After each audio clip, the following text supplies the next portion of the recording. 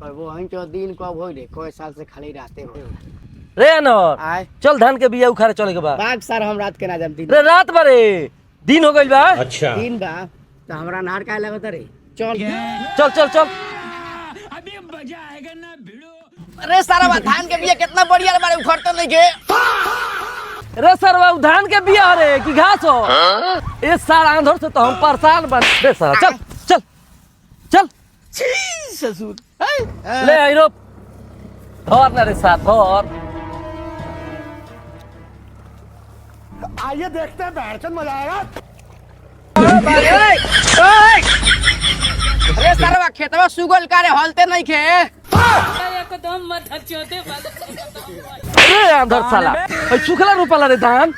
अब बाग रे सर नहीं खला को तो काय के ले कइले हरे जो साथे ही वो हम ना बोए कौना कटा मल होय छले तलब बेटी